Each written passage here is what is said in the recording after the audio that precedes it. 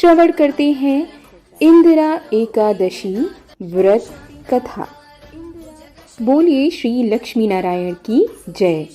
एक बार धर्मराज युधिष्ठिर कहने लगे कि हे भगवान, मैंने भाद्रपद शुक्ल पक्ष एकादशी अर्थात पार्श्व एकादशी का सविस्तार वर्णन सुना।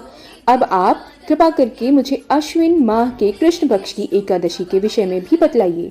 इस एकादशी का क्या नाम है तथा इसके व्रत का क्या विधान है? इसका व्रत करने से किस फल की प्राप्ति होती है? भगवान श्री कृष्ण कहने लगे कि अश्विन कृष्ण एकादशी का नाम इंदिरा एकादशी है। यह एकादशी पापों को नष्ट करने वाली तथा पितरों को अधोगति से मुक्ति देने वाली होती है।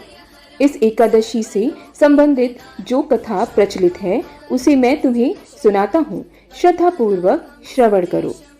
प्राचीन काल में सतयुग में एक महिष्मती नामक नगरी, जिस पर इंद्रसेन नाम का राजा राज्य करता था। वह राजा बड़ा ही दयालु व प्रतापी था, जिस कारण उसके किसी भी वस्तु की कमी नहीं रहती थी।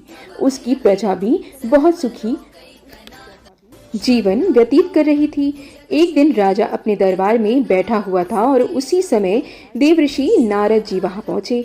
नारद जी को देखकर राजा अपने आसन से उठे और उनका भव्य स्वागत करके प्रणाम किया। उन्हें आसन ग्रहण करने को कहा।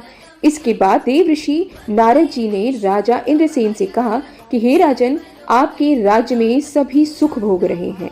प्रजा को किसी भी प्रकार का कोई कष्ट या दुख नजर नहीं आता। मैं आपकी इस उदारता को देखकर बहुत प्रसन्न हूँ।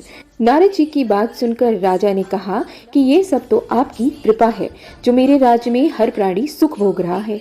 इसके बाद राजा इंद्रसेन ने महर्षि नारद जी से अपने आने का कारण पूछा और कहा कि मैं आपकी क्या सेवा करूं जिससे आप मुझसे अति प्रसन्न हो जाएं। राजा की यह बात सुनकर नारद जी बोले कि राजन, मैं एक बार यमलोक गया तो देखा कि तुम्हारे पिता भी वहां बैठे हुए हैं।